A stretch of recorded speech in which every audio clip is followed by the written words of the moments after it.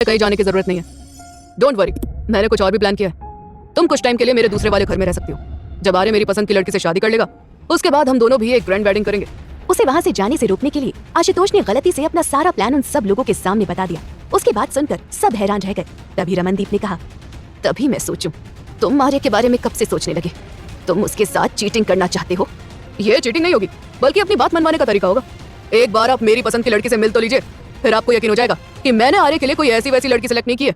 आशुतोष ने जवाब दिया, मैं तुम लोगों के तमाशे में शामिल नहीं होने वाला।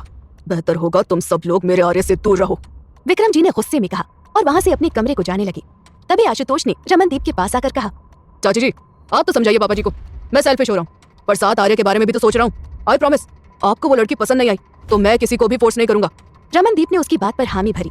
कहीं न कहीं वो भी उससे सहमत थी। रमनदीप अपने घर जाने के बजाय ऊपर विक्रम जी के कमरे में आई। विक्रम जी खिड़की से बाहर की तरफ देख रहे थे। उन्होंने बिना पलटे कहा, अच्छा, तो उसने तुम्हें भेजा है ताकि मुझसे बात कर सकूं। रमन, तुम्हें पहले ही बता दूं, मैं इस बार किसी की नहीं सुनने वाला। अपना नाम लेने पर रमनदीप को हैरानी हुई, क्योंकि उन्होंने उसकी तरफ देखा तक नहीं था। आज भी मेरे कदमों की आहट पहचानते हो, मेरा इतना मान रखते हो, तो इतनी सी बात मान लो। एक बार उस लड़की से मिलने में क्या हर्ज है? अगर आशुतोष इतना कॉन्फिडेंट होकर कह रहा है तो जरूर कोई बात होगी। मैं उसकी प्लानिंग और प्लॉटिंग में अपने आर्य को नहीं फंसने दूंगा। वैसे भी उसने कम गलत नहीं किया है उसके साथ।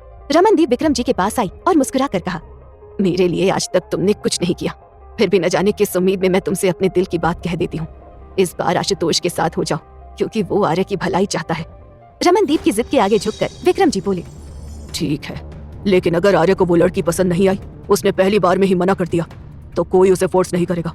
और तुम्हें लगता है कोई उसे फोर्स कर सकता है? रमनदीप ने कहा, हाँ, वो तो है। चलो इस बारे में आर्य से बात कर ली जाए। बोलते हुए विक्रम जी ने तुरंत आर्य को कॉल मिलाया। वो उस समय ध्वनि के पास था। विक्रम जी का कॉल आता देख ध्वनि ने कॉल पिक किया और फोन स्पीकर पर कर दिया। दादू, मुझे कुछ नहीं हुआ। आप लोगों की वजह से मेरा इतना काम खराब हो रहा है। मैं बिल्कुल ठीक हूँ। प्लीज इसे समझाइए और मुझे यहाँ से डिस्चार्ज दिला दीजिए। मैं 2 ही दिन में यहाँ परेशान हो गया हूँ। आर्य ने फोन उठाते ही बच्चों की तरह शिकायतें करनी शुरू कर दी। हाँ, अब तो तुम अपनी डिस्चार्ज की तैयारियां कर ही लो, क्योंकि तुम अब रॉय मेंशन जो आने वाले हो। विक्रम जी के बजाय रमनदीप ने जवाब दिया। उनकी बात सुनकर आर्य को बहुत हैरानी हुई। उसने जानबूझकर आशुतोष के सामने ऐसी शर्त रखी थी जो वो कभी पूरा नहीं कर सकते थे। आई कांट बिलीव, क्या सच में मिस्टर ओबरॉय अपनी नई गर्लफ्रेंड को घर से निकालने के लिए तैयार है, वो भी मुझे वापस लाने के लिए? अनबिलीवेबल। आर्य हैरानी से बोला, हाँ वो तैयार है, पर उसकी भी एक शर्त है। विक्रम ने कहा, हाँ, जाहिर सी बात है, बिना कोई डील के उनकी कोई बात पूरी कहाँ होती है। उन्होंने ये बोला होगा कि अगर मैं घर आऊंगा तो मुझे उनकी सारी बातें माननी होगी, तभी वो कैरन को घर से निकालेंगे, या फिर मुझे उनका बिजनेस संभालना होगा। आर्य की बात सुनकर विक्रम जी ने गहरी सांस लेकर छोड़ी। उन्होंने दबी आवाज में कहा, वो चाहता है कि तुम उसकी पसंद की लड़की से शादी करो और फिर शादी के बाद दोनों इसी घर में रहो। उनकी बात सुनकर आर्य हंसने लगा। मुझे लगा ही था, वो ऐसे कैसे मान गए। उन्हें कह दीजिएगा बार बार शादी करने में उन्हें इंटरेस्ट है, मुझे नहीं। हाँ, तो तुझे बार बार शादी करने के लिए कह ही कौन रहा है? एक बार कर लो, वही काफी है। रमनदीप ने उसे समझाने की कोशिश की। ध्वनि जो उनकी सभी बातें सुन रही थी, उसने आर्य की तरफ देखा और इशारों इशारों में पूछा कि वो क्या डिसीजन लेने वाला है। आर्य ने कुछ पल सोचा और फिर कहा, ठीक है, मैं तैयार हूँ। उन्हें बोल दीजिएगा जब मैं घर आऊँ तो वो कैरन मुझे दिखनी नहीं चाहिए। विक्रम जी ने उसकी बात पर हामी भरी और कॉल कट कर दिया। आर्य के हाँ कहने पर विक्रम जी और रमनदीप के साथ साथ ध्वनि को भी हैरानी हो रही थी। वो समझ नहीं पा रही थी। एक तरफ आर्य शिवी की तरफ अट्रैक्ट हो रहा था, तो वहीं दूसरी तरफ उसने अपने पापा से अरेंज मैरिज करने के लिए हाँ कह दी थी। आर्य की आशुतोष और रमनदीप से जो भी बातचीत हुई उसे ध्वनि ने भी सुना। उसे ये सब सुनकर बहुत हैरानी हुई कि आर्य ने अपने पापा की शर्त मानते हुए अरेंज मैरिज के लिए हाँ कह दी थी। वो उसकी तरफ हैरानी से देख रही थी। उसकी नजरों को भांपते हुए आर्य ने कहा, क्या इस तरह मुझे लुक क्यों दे रही हो? मैं ना सच में पागल हो जाऊंगी। मुझे कुछ समझ नहीं आ रहा। कभी तुम्हें एली से प्यार होता है तो तुम आगे नहीं बढ़ना चाहते, कभी तुम्हें शिवी पसंद आ जाती है तो तुम सब कुछ भूलकर उसके पीछे जाने लगते हो, और अभी अरेंज मैरिज। कुछ बताएगा तेरे दिमाग में क्या चल रहा है? कंफ्यूजन के मारे ध्वनि को गुस्सा आ रहा था। आर्य ने हंसकर जवाब में कहा, काम डाउन, वरना हॉस्पिटल में एक और बेड बुक करना पड़ेगा। पर तू ऐसे उन्हें हाँ कैसे कह सकता है? तुझे तो ओबरॉय मेंशन में जाना बिल्कुल पसंद नहीं, फिर वहाँ जाने के लिए तो शादी करने को तैयार हो गया। सबसे ज्यादा हैरानी तो मुझे इस बात पर हो रही है कि तुम्हारे पापा ने अपनी गर्लफ्रेंड को बाहर निकालने के लिए हाँ कह दी। वही तो बात है, वो मुझे जाल में फंसाने की कोशिश कर रहे हैं, जबकि उन्हें ये नहीं पता उस घर में रहने वाले हर एक लोगों को मैं उनसे ज्यादा जानता हूँ। उन्हें लगता है वो अपनी पसंद की लड़की से मेरी शादी करवा कर मुझे कंट्रोल कर पाएंगे। मेरी शादी के बाद भी कैरन से रिश्ता रखेंगे और मुझे कुछ नहीं पता चलेगा। मैंने उन्हें इतना बेवकूफ नहीं समझा था। आर्य को आशुतोष पर हंसी आ रही थी। जब तुम्हें सब पता है तो फिर तुम क्यों उनके जाल में फंस रहे हो? फंस नहीं रहा, बस फंसने का दिखावा कर रहा हूँ। मुझे उनकी किसी भी गर्लफ्रेंड या वाइफ से दिक्कत नहीं थी, पर उस लड़की ने मेरे कमरे में कदम रखा और मुझे सेड्यूस करने की कोशिश की। मुझे वो लड़की उस घर में नहीं चाहिए, उसके लिए चाहे मुझे ड्रामा ही क्यों ना करना पड़े। चिंता मत करो, उनकी पसंद की हुई लड़की को भगाने में मुझे 1 मिनट का भी टाइम नहीं लगेगा। आर्य ने बातों ही बातों में उसे कैरन की हरकत के बारे में बता दिया। और ये सब कब हुआ? तू मुझे अब बता रहा है कि उसने तुझे सिड्यूस करने की कोशिश की? हाँ, इसमें बताने जैसा कुछ नहीं था। आर्य बिस्तर पर आराम से आंख बंद करके लेट गया और सब कुछ सोचने लगा। इसको समझने लगी तो मेरे दिमाग के तार भी हिल जाएंगे। तुम अपने पर फोकस करो ध्वनि, ये खुद ही निपट लेगा हर चीज से। ध्वनि ने बड़बड़ा कर कहा और पास में रखा एप्पल उठाकर खाने लगी। कमरे में गहरी शांति पसरी थी। आर्य आंख बंद करके अपने परिवार के बारे में सोच रहा था, तो वहीं ध्वनि पास में फोन यूज करते हुए एप्पल खा रही थी। इसी बीच शिवी वहां आ गई। उसने ऑफिस के बाद आर्य से मिलने का कहा था और ऑफिस खत्म होते ही वो घर जाने के बजाय सीधा हॉस्पिटल पहुंच गई। आर्य को आंख बंद कर लेटे देखकर शिवी ने दबी आवाज में कहा, आई थिंक मैं गलत टाइम पर आ गई। नहीं, बिल्कुल सही टाइम पर आई हूँ। ध्वनि एप्पल खाते हुए खड़ी हुई। पूरे दिन से इसके साथ हूँ और अब बोर हो गई हूँ। तुम ऐसा करो, कुछ देर इसके पास बैठो, मैं बाहर घूम कर आती हूँ। शिवी की आवाज सुनकर आर्य ने अपनी आंखें खोल ली। जैसे ही ध्वनि बाहर गई वो उठकर बोला, तो तुम्हारा ऑफिस खत्म हो गया? तुम्हारे उस खड़ूस बॉस ने डांटा नहीं तुम्हें? नहीं, वो आज किसी काम की वजह से ऑफिस से बाहर थे। तुम अब कैसे हो? शिवी ने उसके पास बैठते हुए पूछा। जैसे पहले था वैसा ही। मुझे कुछ नहीं हुआ है, बेवजह मुझे इस कमरे में बंद कर दिया। आर्य ने कंधे उचकाकर जवाब दिया, कुछ भी बेवजह नहीं होता है। उस दिन तुम अचानक से बेहोश हो गए, अब जल्दी से ठीक हो जाओ। कहीं ऐसा ना हो तुम्हारी एब्सेंस में तुम्हारी कोई एम्प्लॉय छुप छुप कर अपने बॉयफ्रेंड से बात करने लगे। शिवी ने हंसकर कहा, हाँ, अब तो सिक्योरिटी बढ़ानी पड़ेगी। डोंट वरी, मेरे ऑफिस में एम्प्लॉयज के पर्सनल फोन उनके वर्किंग आवर में उनके पास नहीं होते। शिवी को सब बताते हुए अचानक आर्य को कुछ सूझा और वो बोला, हे, तुम ऐसा क्यों नहीं करती कि मेरी कंपनी ज्वाइन कर लो, वहाँ सैलरी भी अच्छी है। नहीं, शिवी अटकते हुए बोली, ना बाबा ना, मुझे ऐसी जगह काम नहीं करना जहाँ इतने रूल्स और रेगुलेशन हो। कम ऑन, मेरी कंपनी में हर एक तरह की फैसिलिटी है। तुम एक बार इंटरव्यू देकर ट्राई तो करो। मैंने कहा ना नहीं, मुझे अपनी कंपनी पसंद आ गई है। शिवी के बार बार ना करने के बाद आर्य ने कहा, अच्छा फिर बताओ तो सही, तुम कौन सी कंपनी में काम करती हो? उसने पूछा। हाँ, ताकि तुम मुझे अपने काम से निकलवा सको। देखो, मैं तुमसे मिलने आई थी, ना कि अपने ऑफिस की बात करने। तुम्हें यही बातें करनी है तो मैं यहाँ से चली जाती हूँ। शिवी ने इरिटेट होकर कहा, ओके ठीक है, अब से नहीं करूंगा। आर्य ने बच्चों जैसा मुंह बनाया। मेरा बहुत मन कर रहा है मैं बाहर किसी अच्छी जगह पर जाऊं, पर इन लोगों ने मुझे यहाँ कैद कर दिया। अच्छा, क्या तुम सच में बाहर जाना चाहते हो? शिवी ने तिरछी मुस्कुराहट के साथ पूछा। आर्य ने हाँ में सिर हिलाया। उसके बाद शिवी ने उसे ऊपर से नीचे तक देखा। उसने हॉस्पिटल की ड्रेस पहन रखी थी। शिवी ने इधर उधर देखा, फिर आर्य के कान के पास आकर बिल्कुल धीमी आवाज में बोली, अच्छा, तुम्हारे वो कपड़े का है जो कॉन्सर्ट के टाइम तुमने पहन रखे थे? वो लॉन्ड्री में गए थे, उसके बाद पेशेंट के सामान के साथ यही स्टोर रूम में पड़े होंगे, पर तुम उनके बारे में क्यों पूछ रही हो? आर्य ने हैरानी से पूछा। जाओ जल्दी से कपड़े बदल कर आओ, हम बाहर जा रहे हैं। शिवी की बात सुनकर आर्य की आंखें बड़ी हो गई। वो इस तरह कभी बिना प्लानिंग के बाहर नहीं गया था, पर उसे शिवी के साथ रहना था। उसने हाँ में सिर हिलाया। उसने तुरंत स्टोर रूम में जाकर कपड़े चेंज किए। अपना मुंह नीचे रखना, वरना सीसीटीवी में तुम्हारा फेस कैद हो जाएगा, शिवी ने दबी आवाज में कहा और आर्य का हाथ पकड़कर उसे बाहर ले जाने लगी। उसका साथ आर्य के दिल को सुकून दे रहा था। उसे उस टाइम ऐसी फीलिंग आ रही थी जैसे वो कॉलेज में हो और अपनी गर्लफ्रेंड के साथ घूमने के लिए बंक मार रहा हो। दोनों हॉस्पिटल से बाहर निकले और शिवी ने एक कैब बुक की। इंडियाना रेस्टोरेंट ले चलो, शिवी ने कैब ड्राइवर से कहा। लेकिन इंडियाना क्यों? वो तो यहाँ से बहुत दूर है, आर्य ने कहा। हाँ जानती हूँ, पर वहाँ का खाना बहुत अच्छा है। तुमसे बहस होने के बाद मैं वहाँ नहीं जा सकती। जब भी वहाँ जाने का सोचा, बाहर से ही वहाँ काम करने वाले एम्प्लॉयज मुझे अजीब नजरों से घूरते हैं। अब तुम्हारे साथ जाऊंगी तो उन्हें लगेगा कि हम दोनों दोस्त बन गए, फिर वो मुझे अच्छी से ट्रीट करेंगे, शिवी ने मासूम चेहरा बनाकर कहा। बस इतनी सी बात, पहले बताया होता मैं उन्हें बोल दूंगा कि आज से वो तुमसे तुम्हारे किसी भी मेल का पेमेंट ना ले। तुम जब चाहे तब वहाँ जा सकती हो। बिल्कुल नहीं, मैंने तुम्हें बताया ना, मुझे फ्री में कुछ नहीं चाहिए। तुमने मुझे मोबाइल गिफ्ट किया था, उसकी भी पेमेंट कर दूंगी। आगे से ये मत कहना। अब चलो, आओ जल्दी से। शिवी ने आर्य का हाथ पकड़कर उसे कैब के अंदर खींचा। कुछ ही दिनों में शिवी ने हर तरीके से आर्य का दिल जीत लिया था। पहले भी कई लड़कियों ने उसके पैसों के चलते उसके पास आने की कोशिश की थी, पर शिवी उन सबसे अलग थी। रात के 10 बज रहे थे। नंदिनी जिम के साथ किसी बिजनेस मीटिंग से लौटी थी।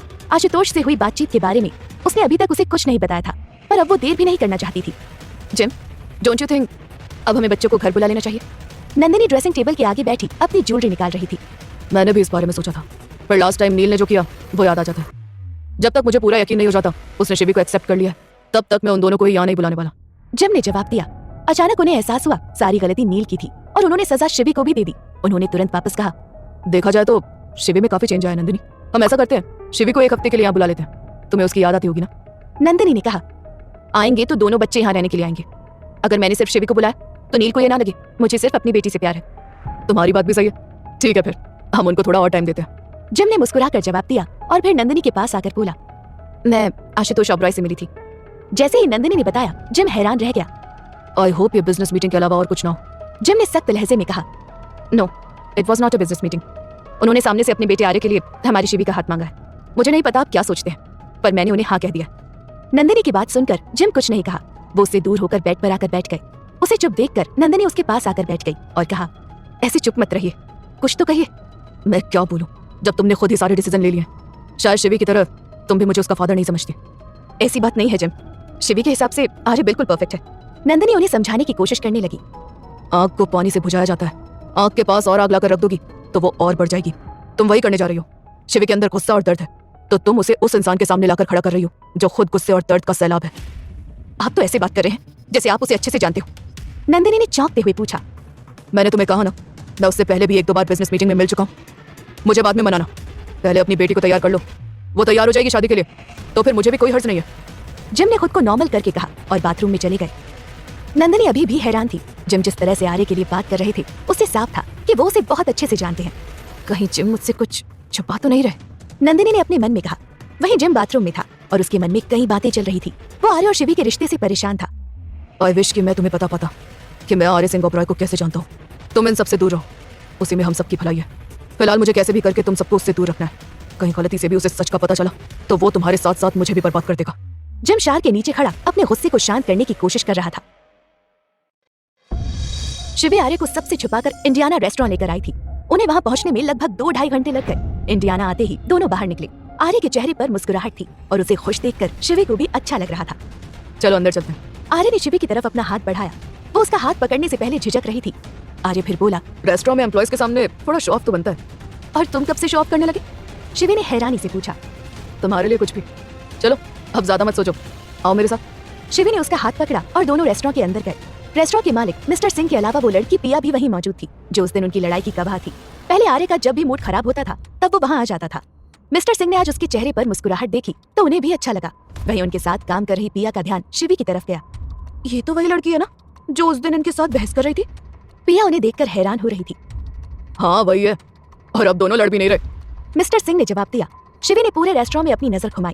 वहाँ ज्यादा लोग नहीं थे। वो दोनों उस दिन जिस टेबल के लिए लड़ रहे थे वो भी खाली थी। शिवी ने उस तरफ इशारा करके कहा, क्यों ना हम उसी जगह पर बैठे? तुम्हें कोई दिक्कत तो नहीं होगी ना? उस दिन भी तुमने उस जगह के लिए मुझसे बहुत बहस की थी। नहीं, अब कोई दिक्कत नहीं होगी। आर्य ने मुस्कुरा कर कहा। शिवी के साथ वहाँ जाकर उसके लिए चेयर खींची और उसके सामने बैठ गया। मिस्टर सिंह और पिया उन दोनों की तरफ हैरानी से देख रहे थे। पिया ने रोनी सूरत बनाकर कहा, मेरा तो दिल ही टूट गया। क्या कहा था उस दिन उन्होंने? यहाँ पर उनके अलावा किसी और को नहीं बैठने देना, और आज खुद ही किसी और को ले आए। लगता है इस टेबल के साथ साथ उनके दिल में भी इस लड़की ने जगह बना लिया। मिस्टर सिंह ने बड़बड़ा कर कहा। यह कहकर मिस्टर सिंह उनकी टेबल के पास गए। Good evening sir. आर्य ने मुस्कुरा कर जवाब दिया और फिर कहा, यहाँ काम करने वाले जितने भी एम्प्लॉयज हैं उन्हें बता देना ये मेरी फ्रेंड है। नेक्स्ट टाइम ये जब भी आए इसका इतना ही ख्याल रखना जितना मेरे आने पर करते हो। मिस्टर सिंह ने उसकी बात पर हामी भरी और फिर एक नजर शिवी की तरफ देखा जिसके चेहरे पर गर्व भरी मुस्कुराहट थी। अच्छा बताओ, तुम क्या खाना चाहोगी? आर्य ने पूछा। वैसे तो मैं साउथ इंडियन हूँ लेकिन पंजाबी फूड मुझे बहुत पसंद है। आप ऐसा कीजिए ना, हमारे लिए राजमा चावल ले आइए। मुझे और कुछ नहीं चाहिए। फिर उसका ध्यान आर्य की तरफ गया। वो भी उसके साथ था। शिवी ने उसकी तरफ देखकर कहा, तुमने तो बताया नहीं तुम्हें क्या चाहिए? इन्हें भी वही खाना है जो आपने ऑर्डर किया है। आर्य के बजाय मिस्टर सिंह ने जवाब दिया और उनका ऑर्डर तैयार करने के लिए चले गए। तुम्हें देखकर लगता है कि तुम्हारा इस जगह से कुछ खास लगाव है। क्या मुझे बताओगे इस जगह और इस टेबल में ऐसा क्या खास है जो तुम इतने पजेसिव हो? खाना आने का इंतजार करते हुए शिवी इधर उधर की बातें करने लगी। कुछ नहीं, बस ये जगह मुझे किसी की याद दिलाती है और मैं इस टाइम उसकी बात नहीं करना चाहता। तुम अपने बारे में बताओ ना। तुमने कहा था तुम्हारी मॉम ने किसी और से शादी कर ली। इस तरह तो तुम्हारे दोस्त और सब पीछे छूट गए होंगे। आर्य ने बात को बदलकर शिवी की तरफ कर दिया। शिवी भी शुरुआत में उसे अपने पापा के बारे में नहीं बताना चाहती थी। उसे डर था कि बाकियों की तरह वो भी उसे एक मर्डरर की बेटी ना समझ ले। मेरे ज्यादा फ्रेंड्स नहीं थे, जो थे वो पीछे छूट गए। बस अब एक दोस्त बचा है, उससे कभी कभार वीडियो कॉल पर बात हो जाती है। मुझे यहाँ आए हुए 1.5 साल हो जाएंगे। अब मैंने इस जगह को एक्सेप्ट कर लिया है। अच्छा, तुम्हारे डैड की मौत हो गई थी क्या, जिसके बाद तुम्हारी मॉम ने किसी और से शादी कर ली? आर्य ने पूछा। नहीं, उन दोनों की बनती नहीं थी और उन्होंने डिवोर्स ले लिया। मैं अपने डैड के साथ रहना चाहती थी पर कुछ मजबूरियों के चलते नहीं रह पाई और मुझे मॉम के साथ यहाँ आना पड़ा। वो मेरे स्टेप फादर से इंडिया में ही मिली थी। उन्होंने डिवोर्स और वहाँ से निकलने में उनकी काफ़ी हेल्प की थी। वो एक अच्छे इंसान है पर मेरे पापा की जगह कभी नहीं ले पाएंगे, शिवी ने बताया। हाँ, कोई किसी की जगह नहीं ले पाता है। आर्य बोला। हाँ, कोई किसी की जगह क्यों लेगा? सबकी अपनी जगह होती है। शिवी ने कंधे उचकाकर जवाब दिया। दोनों आपस में बातचीत कर रहे थे। तभी उनका खाना आ गया। ये पहली बार था जब आर्य इंडियाना रेस्टोरेंट में किसी लड़की के पास बैठा था और उसे 1 मिनट के लिए भी एली की याद नहीं आई। वो शिवी के साथ काफी एंजॉय कर रहा था। वहीं काफी देर तक शिवी बाहर नहीं आई तो ध्वनि आर्य के वार्ड में गई। उन दोनों को वहां ना देखकर वो सब समझ गई और उसने तुरंत शिवी के मोबाइल पर कॉल किया। दोनों के दोनों जहां भी हो अभी इसी वक्त हॉस्पिटल में आओ, एंड इट्स माय ऑर्डर। ध्वनि चिल्लाकर बोली। मैं वहां बोर हो गया था और मैं उस जगह पर अब वापस नहीं आऊंगा। शिवी के बजाय आर्य ने जवाब दिया। तुम दोनों कितने बुरे हो, मेरे यकीन का फायदा उठाकर यहाँ से निकल लिए। कल तुम्हारे दादू आएंगे तो वो मुझे डांट लगाएंगे। ठीक है, फिर सुबह आ जाऊंगा, तब तक के लिए संभाल लेना। कहकर आर्य ने कॉल कट कर दिया। तुमने उसे सुबह आने का क्यों कहा? शिवी ने हैरानी से पूछा। हम यहाँ से जाएंगे तो काफी लेट हो जाएगा, ऊपर से तुम्हें भी ड्रॉप करना होगा, तब तक सुबह हो ही जाएगी। पर मेरे पास एक बेहतर प्लान है। और वो क्या? तुम मेरे घर जाना चाहोगी? आर्य ने अचानक पूछा। तुम ओबरॉय हो ना? मैंने ओबरॉय मेंशन को अब तक फोटोज में ही देखा है, सुना है बहुत खूबसूरत है। तुम मुझे अपने घर लेकर जाओगे तो तुम्हारे घर वालों को पता चल जाएगा तुम हॉस्पिटल से गायब हो। बाकी हाँ, मेरी बकेट लिस्ट में ओबरॉय मेंशन को घूमना लिखा है। शिवी की इच्छा जानकर आर्य हल्का सा हंसा और फिर कहा, शिवी, मैं ओबरॉय मेंशन में नहीं रहता। हाँ, मेरा खुद का अलग घर है, पर फिर भी मैं खैर छोड़ो, मैं तुम्हें बाद में सब बताऊंगा। तुम्हें मेरे साथ चलना है या नहीं? शिवी ने उसकी बात पर हामी भरी। उन दोनों ने वहां से कैब ली और एली के घर जाने के लिए निकल पड़ी। हॉल में मेरी और एली की फोटो लगी है, उसे देखने के बाद शिवी समझ जाए, शायद वहीं से मुझे बात करने का चांस मिल जाए और मैं इसे एली के बारे में बता सकूं। आर्य ने अपने मन में कहा, इतनी रात को इसके साथ जाना सही रहेगा क्या? मैंने घर पर भी किसी को नहीं बताया, कल ऑफिस भी जाना होगा, इसके साथ सब कैसे मैनेज होगा? जाने के लिए हाँ तो कह दी, पर सुबह ओह गॉड, कहाँ फंस गई हूँ। मुझे इसके साथ रहना और रह भी नहीं सकती। शिवी ने आर्य की तरफ देखकर सोचा। लगभग 40 मिनट बाद एली का घर आ चुका था। वो इलाका लंदन से थोड़ा बाहर की तरफ बना हुआ था, इसलिए वहां ज्यादा ठंड थी। तुम इस जंगल में रहते हो? शिवी ने कांपते हुए कहा। बाहर निकलते ही ठंड के मारे वो ठिठुरने लगी। हाँ, इसी जंगल में रहता हूँ, तभी आधी रात को भूख लगने पर खुद ही खाना बनाना पड़ता है। चलो आओ अंदर चलते हैं। आर्य आगे था, जबकि शिवी उसके पीछे इधर उधर देखते हुए आ रही थी। शिवी ने देखा वो घर भले ही दिखने में छोटा था, पर काफी खूबसूरत तरीके से बनाया गया था। अंदर जाने पर उसने पाया कि घर काफी मॉडर्न तरीके से अपडेट भी किया हुआ था। अंदर का हीटिंग सिस्टम भी काफी अच्छा था। वहाँ रहते हुए शिवी को बिल्कुल ठंड महसूस नहीं हो रही थी। बाहर से देखने से लगता नहीं है ये घर इतना अपडेटेड है क्या? तुम यहाँ क्या करते हो? शिवी ने हैरानी से पूछा। क्योंकि ये घर। आर्य बोलते हुए रुक गया। उसकी नजर सामने की दीवार पर चली गई। अचानक आर्य की नजर दीवार की तरफ गई। वहाँ एली और आर्य की फोटो होती थी, पर अब वो दीवार खाली थी। क्या हुआ? तुम जवाब क्यों नहीं दे रहे? ये घर किसका है और तुम यहाँ क्यों रहते हो? शिवी ने फिर पूछा। बस ऐसे ही, ये घर भी मेरा ही है। मैं यहाँ तब रहता था जब मैंने पहली बार ओबरॉय मेंशन छोड़ा था। यहाँ रहते हुए ही मैंने डिजायर्स की नींव रखी और उसे इतना सक्सेसफुल बनाया। आर्य के बताते ही शिवी बोली, तब तो ये घर सच में बहुत स्पेशल है। तुम्हें पता है, मुझे इस घर की जगह हमेशा से पसंद है, जो शहर की भीड़ भाड़ से अलग हो। ऐसी जगह पर वेकेशन मनाने का एक अलग ही मजा है। उसकी बात सुनकर आर्य ने हल्की मुस्कुराहट दी। वो अभी भी हैरान था कि उसकी और एली की फोटो कहाँ गई। कहाँ खोए हो? उसे चुप देखकर शिवी ने पूछा। कहीं नहीं, चलो तुम्हें अपना घर दिखाता हूँ। आर्य शिवी को घर दिखाने लगा। दोनों साथ में अच्छा टाइम बिता रहे थे। देर रात होने पर शिवी लिविंग रूम में काउच पर सो रही थी, जबकि आर्य अपने कमरे में। उधर दूसरी ओर देर रात हो जाने के बावजूद भी विक्रम जी को नींद नहीं आ रही थी। वो टहलने के लिए घर की टेरेस पर आए। उन्होंने वहाँ देखा शौर्य और मायरा भी वहीं पर थे। ऐसे तो तुम दोनों की बिल्कुल नहीं बनती है, और अब यहाँ बैठकर क्या कर रहे हो, वो भी इतनी रात को? उन्होंने उन दोनों के पास आकर पूछा। हाँ, हमारी नहीं बनती, पर फिर भी हम भाई बहन हैं। यहाँ ऐसा कोई नहीं है जो हमसे बात करे, किसी को किसी की भी नहीं पड़ी। शौर्य ने मुंह बनाकर कहा। हाँ, दुश्मनी सही, लेकिन एक दूसरे से बात करके दिल तो बहला सकते हैं ना। वैसे आप इतनी रात को यहाँ क्या कर रहे हैं दादू? ठंड काफी है, आपकी तबीयत खराब हो जाएगी। मायरा ने अपने पास उन्हें बैठने की जगह दी। ऊपर टेरेस पर एक तरफ गार्डन बनाया हुआ था, तो दूसरी तरफ बैठने की अच्छी खासी जगह थी। वो दोनों वहाँ कैंप फायर जलाकर बैठे थे। कुछ नहीं, सोच रहा हूँ सारा परिवार एक साथ रहे तो कितना अच्छा हो। विक्रम जी बुझी आवाज में बोले। आपको इतना उदास होने की जरूरत नहीं है दादू, आपकी ये ख्वाहिश थोड़े दिनों में पूरी होने वाली है। शौर्य ने उन्हें दिलासा दिया। उसका साथ देते हुए मायरा ने कहा, हाँ, अब तक हमें लगता था प्लानिंग प्लॉटिंग में हम दोनों ही माहिर हैं, पर डैड भी कुछ कम नहीं है। काफी अच्छा प्लान बनाया उन्होंने ब्रो को वापस बुलाने के लिए। अब तो उनकी शादी भी होने वाली है, तो आपका हैप्पी फैमिली और सबके साथ रहने का सपना पूरा होने वाला है। सब होंगे, लेकिन वो तो फिर भी नहीं होगी। विक्रम जी के चेहरे पर उदासी थी। शौर्य और मायरा ने कभी भी उन्हें इतना उदास नहीं देखा था। आर्य के घर छोड़ने के बावजूद भी वो काफी कूल बिहेव कर रहे थे। दोनों ने एक दूसरे की तरफ देखा और उनसे सब पूछने का सोचा। आप किसकी बात कर रहे हैं दादू? हमारी फैमिली के सभी मेंबर अब एक साथ आने वाले हैं, फिर कौन रह गया जिसकी कमी आपको महसूस हो रही है? शौर्य ने पूछा। कहीं आप रमनदीप दादी की तो बात नहीं कर रहे? मायरा ने अंदाजा लगाते हुए कहा। रमनदीप का नाम लेने पर विक्रम जी ने उसकी तरफ घूर कर देखा तो वो चुप हो गई। नहीं, मैं उसकी बात नहीं कर रहा हूँ। मैं जिसके बारे में बात कर रहा हूँ उसे अब तक तुम दोनों नहीं जानते। तुम दोनों तो क्या, तुम दोनों की मॉम भी नहीं जानती। विक्रम जी ने जवाब दिया। ऐसा कौन है जिनके बारे में हम नहीं जानते? और आप जिस तरीके से बता रहे हैं उसके बाद तो पेट में बटरफ्लाइज होने लगी। चलिए जल्दी बताइए, कौन है वो? शौर्य ने पूछा। बंधन, मैं बंधन की बात कर रहा हूँ। विक्रम जी ने जवाब दिया। उन दोनों के जवाब ने शौर्य और मायरा को पूरी तरह चौंका दिया। बंधन तो आर्य की माँ का नाम था और वो अब इस दुनिया में नहीं थी। विक्रम जी ओबरॉय मेंशन की टेरेस पर थे। उनके साथ में शौर्य और मायरा भी मौजूद थे। वो आज अपने घर के एक सदस्य को कुछ ज्यादा ही याद कर रहे थे, जिसका नाम बंधन था। वहीं उनके मुंह से बंधन का नाम सुनकर शौर्य और मायरा दोनों ही चौंक गए। बंधन? मायरा ने हैरानी से पूछा। ये तो आर्य ब्रो की मॉम का नाम है ना? क्या आज आप बड़ी मॉम को बहुत ज्यादा मिस कर रहे हो? वो यहाँ होती तो शायद हम दोनों का कोई वजूद ही नहीं होता। शौर्य बोला। उन दोनों की बातें सुनने के बाद विक्रम जी कुछ पल चुप रहे और फिर गहरी सांस लेकर छोड़ी।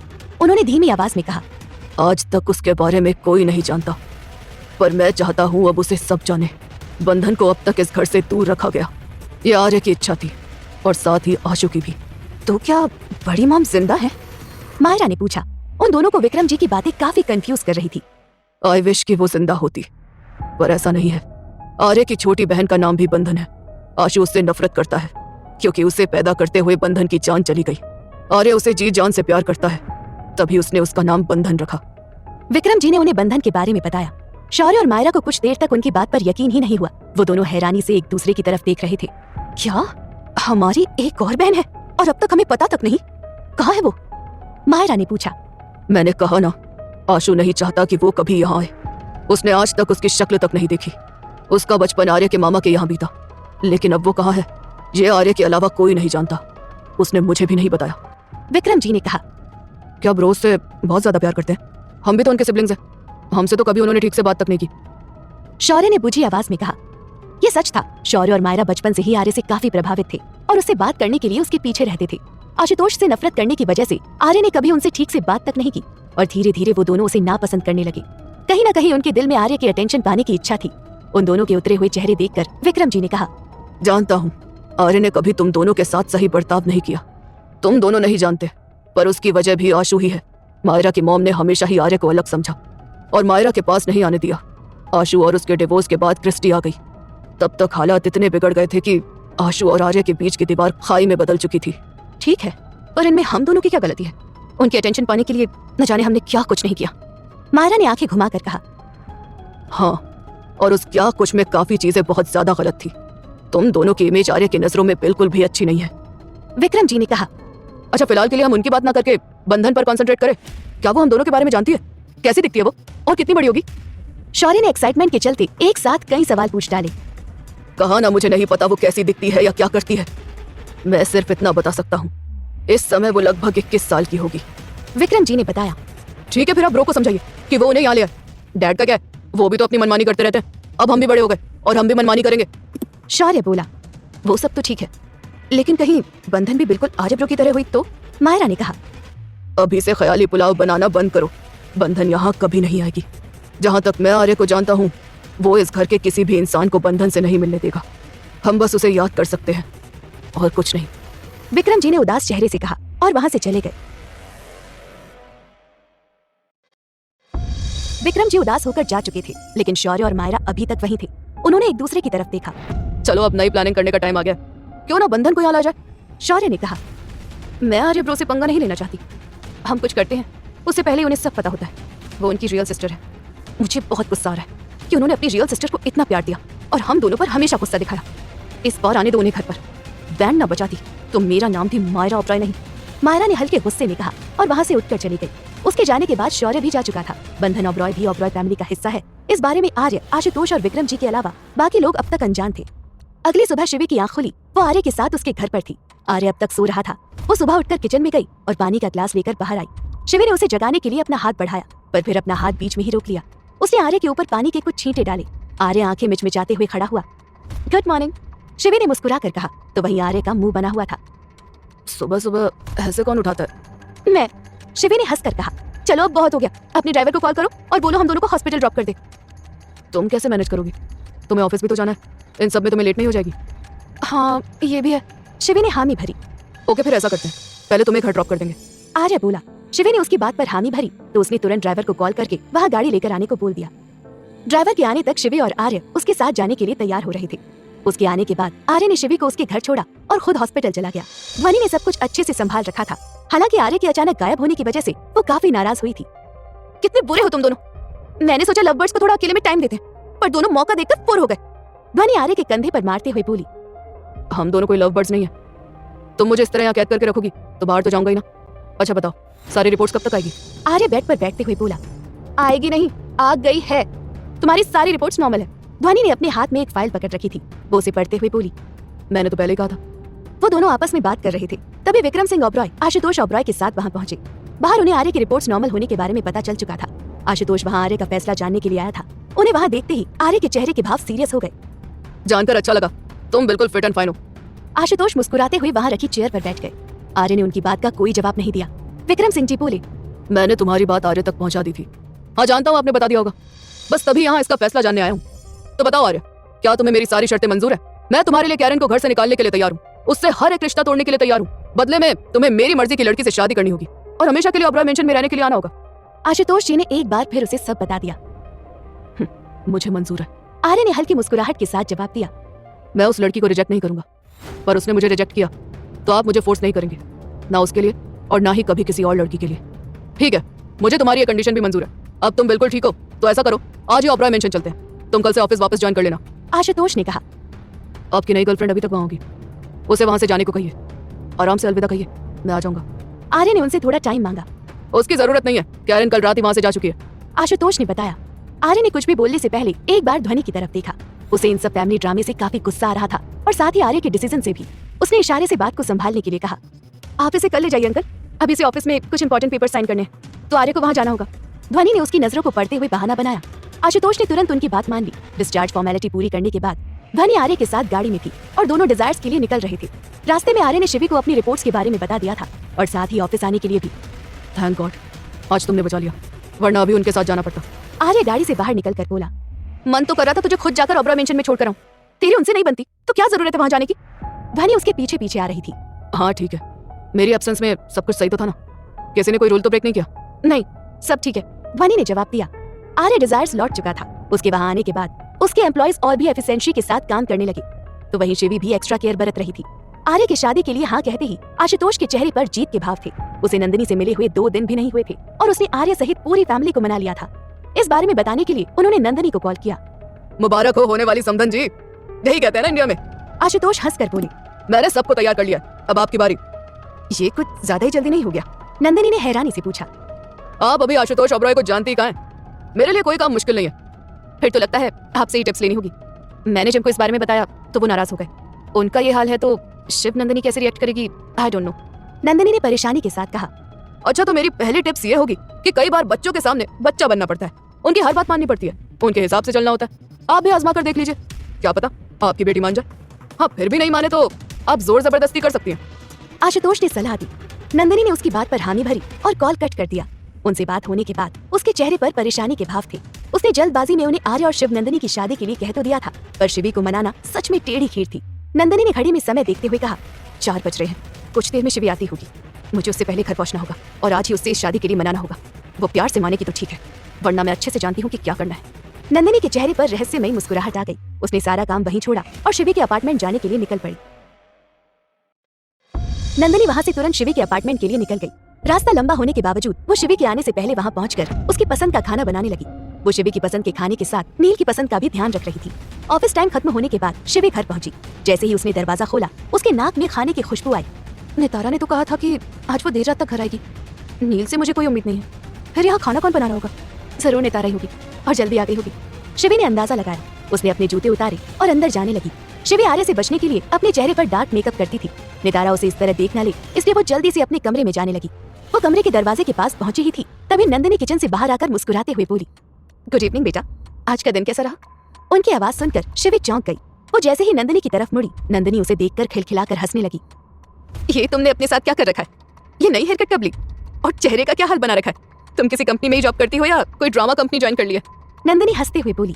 उसके कहते ही शिवी को अपना ख्याल आया और वो बोली, वो एक्चुअली आज हम थीम पार्टी प्लान कर रहे थे, तो उसी हिसाब से मैं तैयार हुई थी। मैंने हेयरकट नहीं करवाया। शिवी ने अपना विग निकाल कर दिखाया। अच्छा ठीक है, अब जल्दी से ये मेकअप भी निकालो, मुझे तुम बहुत अजीब लग रही हो। इतने छोटे बाल तो मैंने तुम्हारे बचपन में देखे थे। नंदिनी ने कहा। वो किचन के अंदर गई और शिवी के लिए जूस लाने लगी। उनका नया रूप देखकर शिवी भी हैरान थी। उसने बड़बड़ाकर कहा, ये कोई और औरत तो नहीं जो मम्मा जैसी दिखती है? ये सच में मम्मा होती तो मुझे डांट लगाती कि मैंने खुद का क्या हाल कर रखा है, और ये हंस रही है। सब कुछ भूलकर शिवी किचन में चली गई। उसे वहां देखकर नंदिनी ने उसे जूस का ग्लास पकड़ा दिया और कहा, पहले इसको पी लो, तुमने अभी तक चेंज नहीं किया। चलो जल्दी जाओ, मैंने नील को भी कॉल कर दिया है, वो नितारा को लेकर आता ही होगा। आप नितारा के बारे में कैसे जानती हैं? शिवी ने हैरानी से पूछा। सारे सवाल अभी पूछ लोगी क्या? मैं यहाँ कुछ दिन रहने के लिए आई हूँ, सब बता दूंगी। चलो जाओ, चेंज करके आओ, आराम से बात करते हैं। नंदिनी ने प्यार से शिवी के गाल को सहलाया और किचन में खाना बनाने लगी। उनका नया रूप देखकर शिवी को सच में झटका लग रहा था। वो कुछ नहीं बोली और अंदर चली गई। कुछ देर बाद शिवी तैयार होकर बाहर आई। उसने विंटर ब्राउजर और उसके ऊपर ओवरसाइज हुडी टी शर्ट पहनी थी। शिवी बाहर डाइनिंग टेबल पर आकर बैठ गई। खाना बनाने के बाद नंदिनी भी उसके पास बैठी थी। उसे देखकर नंदिनी ने कहा, हाँ अब ठीक है, पहले ऐसे लग रहा था पता नहीं मैं किसके घर आ गई हूँ।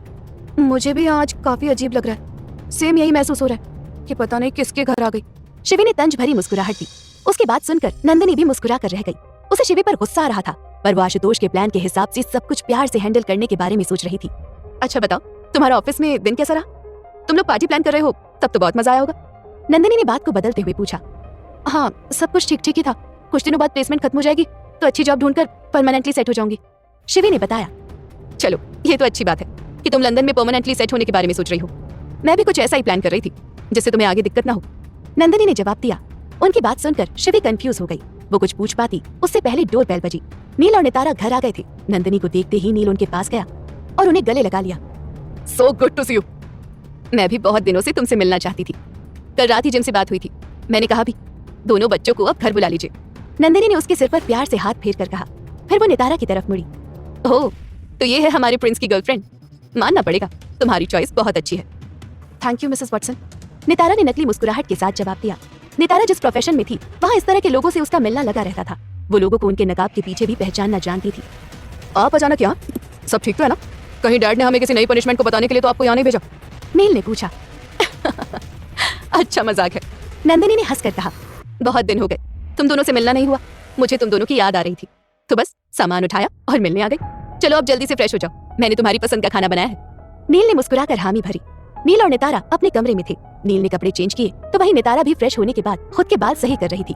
नील को बाथरूम से बाहर देखकर नितारा ने कहा, डोंट माइंड, बट तुम्हारी स्टेप मॉम तो शक्ल से ही काफी शातिर लगती है। ये यहाँ क्या करने आई है? मुझे भी इनके अचानक आने पर हैरानी हो रही है। बाकी तुम इनके बारे में गलत समझ रही हो। हाँ, शिवी से इनकी नहीं बनती, पर एक अच्छी लेडी है। नील ने जवाब दिया। हाँ, मुझे समझ आ रहा है ये कितनी अच्छी है, और अब ये भी अच्छे से समझ चुकी हूँ कि इनकी शिवी से क्यों नहीं बनती होगी। नितारा ने बड़बड़ा कर कहा। कुछ ही देर में वो चारों डाइनिंग टेबल पर थे। नंदिनी उन्हें खाना परोसते हुए प्यार से बातें कर रही थी। उसने पहले नील और नितारा को सर्व किया और कहा, नील को साउथ इंडियन खाना बहुत पसंद है। मैंने तुम दोनों के लिए खास साउथ इंडियन फूड बनाया है। अब तो मेरी भूख और बढ़ गई है। नील ने भी हंसकर कहा। हाँ हाँ क्यों नहीं, मैंने खास तुम्हारे लिए डोसा, इडली सांभर और डिजर्ट में पायसम बनाया है। पता नहीं शिवी को साउथ इंडियन खाना क्यों नहीं अच्छा लगता, जबकि हम तो खुद साउथ इंडियन है। नंदिनी ने मुस्कुराकर शिवी की तरफ देखा। हाँ, मुझे साउथ इंडियन खाना कम पसंद है। उसके बावजूद आपने सिर्फ यही बनाया। हर बार मैं भूल जाती हूँ कि आप यहाँ नील के लिए आती हैं, मेरे लिए नहीं। शिवी ने अपने मन में कहा। उसकी आंखें डबडबा रही थी।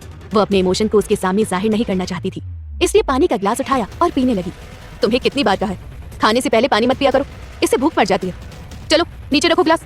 नंदिनी ने उसे डांट कर कहा। पता है नितारा, शिवी को पंजाबी खाना बहुत पसंद है। मैंने आज खास उसके लिए छोले भटूरे बनाए हैं। उनकी बात सुनकर शिवी की आंखें हैरानी से बड़ी हो गई थी। उसने सच में ये उम्मीद नहीं किया था। पहले जब वो मुंबई में रहते थे तो अक्सर उसकी माँ उसकी पसंद का खाना बनाया करती थी, पर यहाँ आने के बाद एक बार भी उन्होंने शिवी की पसंद का कुछ नहीं बनाया था। वो मिस्टर वॉटसन और नील को खुश करने में ही लगी रहती थी। Are you serious? क्या आपने सच में मेरे लिए इतना कुछ किया है मम्मा? शिवी ने हैरानी से पूछा। हाँ क्यों नहीं, मैंने एक्स्ट्रा छोले और साथ में राइस भी बनाए हैं। तुम्हें छोले चावल भी बहुत पसंद है, मैं कैसे भूल सकती हूँ सब। नंदिनी उसके पास आई और खाना सर्व करने लगी। उनका प्यार देखकर शिवी भी सब भूल चुकी थी।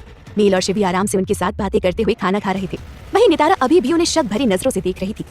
जरूर दाल में कुछ काला है, वरना ये यहाँ कभी नहीं आती। जरूर इन्हें शिवी से कुछ काम है, तभी उसे बटरिंग कर रही है। कोई बात नहीं, आज नहीं तो कल पता चली जाएगा। नितारा काफी गौर से नंदिनी को ऑब्जर्व कर रही थी। खाना खाने के बाद उन्होंने लिविंग रूम में बैठकर टीवी स्क्रीन पर मूवी देखी। मूवी देखते हुए वो लोग पॉपकॉर्न खा रहे थे और साथ में काफी एंजॉय भी कर रहे थे। देर रात होने पर नंदिनी ने कहा, चलो अब बहुत हो गया एंजॉयमेंट, कल सुबह तुम तीनों को ऑफिस भी जाना है और मुझे भी। मम्मा थोड़ी देर और, बस 15 मिनट का है। शिवी जिद करते हुए बोली। नहीं शिवी बच्चा, देर रात तक टीवी देखना वैसे भी अच्छा नहीं रहता। नील चलो तुम दोनों जाकर सो। शिवी तुम मेरे साथ एडजस्ट कर लोगी ना? नंदिनी ने पूछा। वहाँ सिर्फ 2 ही कमरे थे, एक में नील और नितारा रहते थे तो दूसरा कमरा शिवी का था। हाँ कर लूंगी, पर उससे पहले आपको 15 मिनट और मुझे ये देखने देना होगा। शिवी बच्चों की तरह जिद कर रही थी। बहुत दिनों बाद उसे अपनी मम्मा से पहली वाली वाइब आ रही थी। नंदिनी ने फिर भी उसकी एक नहीं सुनी और टीवी बंद कर दिया। उसके टीवी बंद करते ही शिवी बोली, अब हमेशा यही करती हो। मुंबई में भी मुझे लेट नाइट कुछ भी नहीं देखने देती थी और यहाँ भी यही हाल है। हाँ बेटा, क्योंकि कुछ चीजें कभी नहीं बदलने वाली, ना मेरा प्यार और ना ही तुम्हारे लिए केयर।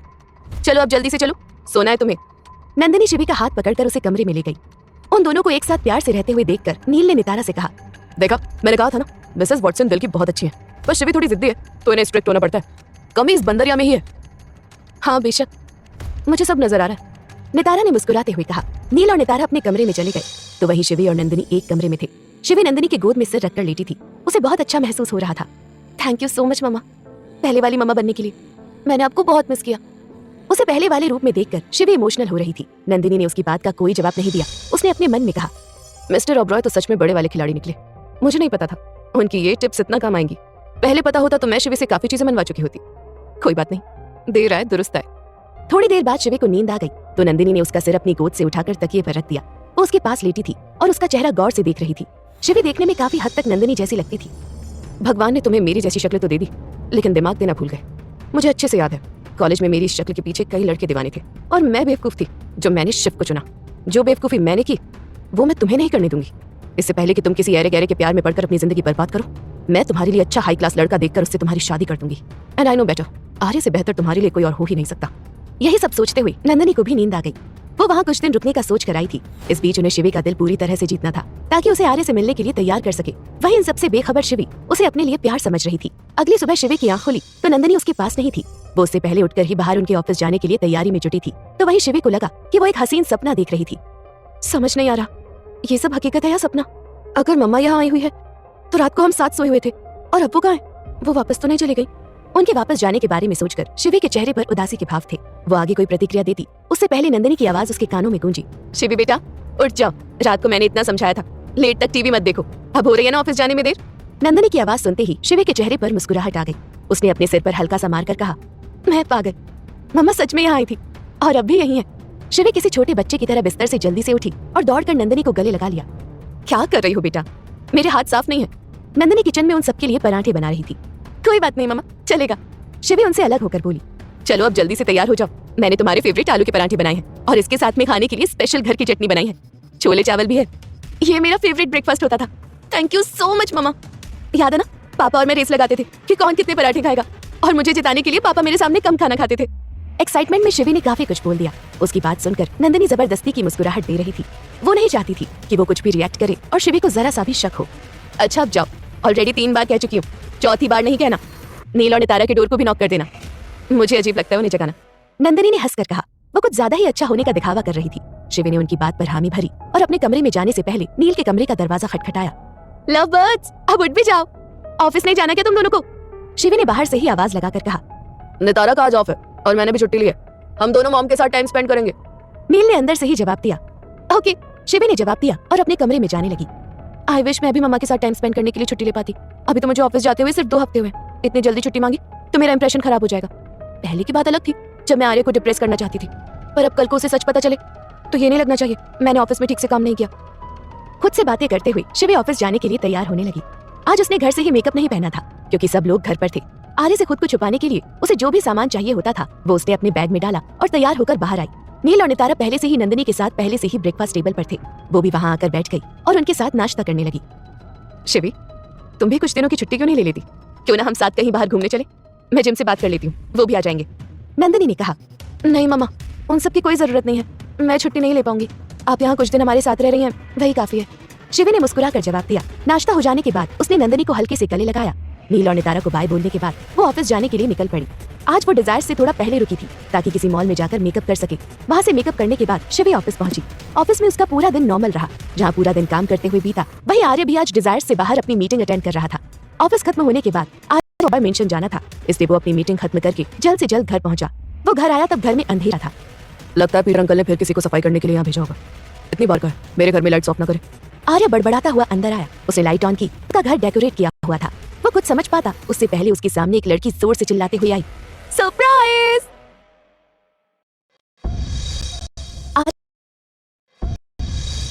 आर्य घर में आया ही था कि एक लड़की सरप्राइज करते हुए उससे लिपट गई। बंधन तुम? आर्य उसे देखकर एक पल के लिए हैरान हो गया। साथ ही उसके चेहरे पर खुशी के भाव थे। उसकी आंखें नम हो रही थी। बंधन देखने में काफी हद तक उसकी मॉम जैसी लगती थी। ऐसे लगता था जैसे समय का पहिया घूम गया हो और उसकी माँ वापस उसके सामने एक मॉडर्न रूप में आ गई हो। बंधन ने लूज ट्राउजर पहना था। उसके ऊपर उसने ओवरसाइज स्वेटर डाल रखी थी, पिंक कलर की। उसके बाल भी काफी लंबे और घुंघराले थे जो कि बिखरे हुए थे। उसे देखकर आर्य को एक पल के लिए शिवी की याद आ गई, जो उसी की तरह रहती थी। क्या इतना खराब रिएक्शन? आप मुझे देखकर स्माइल कर रहे हो? मैं कोई जोकर हूँ क्या? ये नहीं कि आकर गले लगा ले, इतने सालों बाद मिल रहे हैं। बंधन गुस्से में बोल रही थी। आर्य उसके पास आया और उसे गले से लगा लिया। पागल लड़की, हम सालों से इस वजह से मिल रहे हैं क्योंकि तुम मुझे अपने पास आने ही नहीं देती। आर्य उससे अलग होकर बोला। और ये क्या हुलिया बना रखा है? ढीले ढाले कपड़े, बाल भी ठीक से नहीं बना सकती। तुम लड़कियों को कुछ समझ आता है या नहीं? बिल्कुल पागल जैसी बनकर रहती हो। Bro, this is new style. बंधन उसके सामने मुंह बनाकर बोली। आपको नहीं पता आजकल ये ओवरसाइज कपड़े और मैसी हेयर कितने ट्रेंड में है। हाँ, इतने ट्रेंड में है कि देखने वाला एक बार के लिए सामने वाले को पागल समझ ले। एक पागल कम थी क्या जो तुम भी आ गई? अचानक आर्य के मुंह से शिवी का जिक्र हो गया। उसने नाम नहीं बताया, पर फिर भी बंधन ने तुरंत पकड़ लिया। एक और पागल मतलब? और भी कोई है? एली की डेथ हो चुकी है। ध्वनि दी काफी प्रोफेशनल लुक रखती है। फिर ये पागल कौन है जो मेरे भाई को पागल बना रही है? बस कर, तुझसे मिलने के एक्साइटमेंट में मैंने कुछ कहा नहीं, पर मैंने तुम्हें लंदन आने से मना किया था ना। आर्य ने नाराजगी जताते हुए कहा। हाँ, और जैसे मैं आपकी बात सुनती हूँ, मुझे डांटिए मत और बताइए कि कौन है वो पागल जो मेरी तरह कूल बनकर रहती है। कोई नहीं है, मेरी फ्रेंड है। तुम्हें अचानक अपने सामने देखा तो उसकी याद आ गई। आर्य ने इतना ही बताया। वो दोनों घर में लिविंग रूम में बैठकर बातें कर रहे थे। तुमने अभी भी यहाँ आने का रीजन नहीं बताया बंधन। तुम्हें यहाँ गलती से भी किसी ने देख लिया होता तो? आर्य बोल रहा था, तभी बंधन उसकी बात बीच में काटते हुए बोली। ब्रो, कुछ नहीं होता। वैसे भी मुझे आपके अलावा जानता ही कौन है। ये बात अलग है, मुझे सबके बारे में पता है, पर मैं सबके लिए मिस्टीरियस हूँ। ठीक है, ड्रामा मत करो और बताओ तुझे यहाँ की चाबियाँ किसने दी? एक्चुअली मैंने पीटर अंकल को बोला कि मैं आपकी गर्लफ्रेंड हूँ। मुझे आपकी तबीयत खराब होने के बारे में पता चला। आपको कॉल किया था तो हॉस्पिटल में नर्स ने उठाया। पहली बार लंदन आ रही हूँ, पर इतनी भी ना समझ नहीं। मैंने कहा ना, मेरे बारे में कोई कुछ ना जाने, पर मुझे सबका पता है। भाई, आप जानते हो मेरा आपके अलावा कोई नहीं है। आपको कुछ हो गया तो मेरा क्या होगा? बंधन बोलते बोलते उदास हो गई। आर्य ने उसे गले लगाया और सहलाने लगा। रोना नहीं है और मुझे कुछ नहीं होगा। और मैं कुछ होने भी नहीं दूंगी। अब आप मेरी बात कान खोलकर सुनिए। मैं यहाँ 3 दिन के लिए आई हूँ और आप 3 दिन के लिए मुझे अपनी आंखों के सामने चाहिए। एक पल के लिए भी मैं आपको इधर उधर नहीं होने दूंगी। कभी ऐसा हुआ है कि तुमने कुछ मांगा हो और मैंने ना दिया हो? चाहे तुम्हारी वो कितनी भी अजीबोगरीब ख्वाहिशें क्यों ना हो। कभी BTS से मिलना तो साउथ कोरिया घूमने जाना, तिब्बत में जाकर ऑथेंटिक मोमोज ट्राई करना हो, या फिर श्रीलंका में ये भी सर्च करने जाना हो कि लंका कहाँ पर थी। ओह माय गॉड बेटू, कई बार तुम सच में मुझे पागल कर देती हो। आर्य सिर पकड़कर बोला। बंधन उससे करीब 6 साल छोटी थी। वो उसे अपनी बेटी की तरह प्यार करता था। कितनी बार कहा आपको मुझे बेटू मत कहा करो, मैं बड़ी हो गई हूँ। बंधन ने मुंह बनाया। मेरे पेट में भूख के मारे चूहे दौड़ रहे हैं। अब आप मुझे बताइए कि आप मुझे क्या बनाकर खिलाने वाले? अभी तो मैं कुछ बनाकर नहीं खिला सकता, पर हम बाहर चल सकते हैं। आर्य ने कहा। मैंने कहा ना, आप मेरे साथ इस घर में रहेंगे और मेरी नजरों से दूर नहीं होना। फिर आपकी हिम्मत कैसे हुई मुझे बाहर भेजने की? मैं भी तुम्हारे साथ जा रहा हूँ बंदर। वहाँ हम दोनों साथ ही रहेंगे और 1 मिनट के लिए भी तुमसे दूर नहीं रहूंगा। तुम्हारा नाम बंधन नहीं बंदर होना चाहिए। जब देखो मुंह बनाती रहती हो। चलो अब जल्दी से तैयार हो जाओ। और हाँ, मेरे साथ जाना है तो कुछ ढंग के कपड़े पहन लो। सारे इंस्ट्रक्शन देते हुए आर्य अंदर जा रहा था। कभी यही सेम लाइंस अपनी उस दोस्त को बोलिए जो ऐसे रहती है। आपकी इन्फॉर्मेशन के लिए बता दूं, मेरे पास ऐसे ही कपड़े। मैं जानता था। मेरे रूम में एली के कपड़े रखे, उनमें से कुछ पहन लो। आर्य ने जवाब दिया। आर्य चेंज करने के लिए अपने कमरे में गया। एली का नाम आते ही उसे तस्वीर की याद आ गई जो उसके हॉल में रखी हुई थी, और अब वो गायब थी। ये मेरे दिमाग से कैसे निकल सकता है? पीटर अंकल से कहना पड़ेगा कि मेरे सामान को इधर उधर ना क्या करे। मुझे बिल्कुल पसंद नहीं है। आर्य ने खुद से कहा। उसने कपड़े चेंज किए और बाहर आया। उसने बंधन के लिए भी एली की ड्रेस निकाली थी, पर उसने पहनने से साफ इनकार कर दिया। वो अपने उन्हीं ढीले ढाले कपड़े और बिखरे हुए बालों में उसके साथ इंडियाना जाने के लिए निकल पड़ी। वहाँ पहुंचते ही बंधन बहुत खुश हो गई, तो वहीं पिया हैरानी से उन दोनों की तरफ देख रही थी। उसने मिस्टर सिंह से कहा, ये क्या हमेशा ऐसे अलग अलग लड़कियों के साथ आते रहते हैं? पहले तो नहीं आते थे, पर आजकल आ रहे हैं। हो सकता है इनकी कोई क्लाइंट हो। मिस्टर सिंह ने जवाब दिया। ये इनकी क्लाइंट कैसे हो सकती है? आपको दिख नहीं रहा? उम्र भी कितनी छोटी है, जरूर गर्लफ्रेंड होगी। पर मुझे समझ नहीं आता, इसे इस तरह की अजीब दिखने वाली लड़कियां क्यों पसंद आती है? उसने तो ठीक से अपने बाल भी नहीं बना रखे, और एक बार उसके कपड़े देखो, ऐसे कपड़े तो मैं रात को भी पहनकर नहीं सोती। आर्य की तरह पिया को भी शिवी और बंधन में काफी चीजें एक जैसी लगी। जो भी है, हमें उससे कोई लेना देना नहीं है। पहले ये सिर्फ हमारे क्लाइंट थे, अब हमारे बॉस भी हैं। इनके साथ अच्छे से बिहेव करना और इन्हें किसी चीज की कमी मत होने देना। मिस्टर सिंह ने पिया को डांटा। उसने उनकी बात पर हामी भरी और उनका ऑर्डर लेने निकल पड़ी। आर्य बंधन के साथ बैठकर भी अपने मोबाइल में लगा था। वो शिवी से कांटेक्ट करने की कोशिश कर रहा था। बंधन ने उसका मोबाइल छीन कर कहा, मैंने कहा ना, सिर्फ मेरे साथ रहना है। जी हाँ, कम से कम ध्वनि को तो इन्फॉर्म करने दो। उसे मेरी एब्सेंस में ऑफिस भी तो संभालना है। ठीक है, पर सिर्फ उन्हें ही मैसेज करना। उनके बाद आपका ये फोन मेरे हवाले। बंधन आंख दिखाते हुए बोली। आर्य ने उसकी बात पर हामी भरी और जल्दबाजी में ध्वनि को मैसेज किया। उसने मैसेज में ध्वनि को अगले 4 दिन तक ऑफिस और ओबरॉय फैमिली को संभालने के लिए कहा था। आने वाले 4 दिन वो पूरी तरह बंधन के साथ बिताना चाहता था। सब कुछ ध्वनि को सौंपने के बाद आर्य ने अपना फोन बंद करके बंधन को सुपुर्द कर दिया। अब आने वाले 3 दिन वो पूरे उसे देना चाहता था। आई लव यू, बंधन ने कहा। पागल हो तुम बिल्कुल। आर्य ने हंसकर जवाब दिया। अब कोई शैतानी नहीं, समझी? अच्छी बेटू बनकर रहना। ओके, बंधन ने हामी भरी।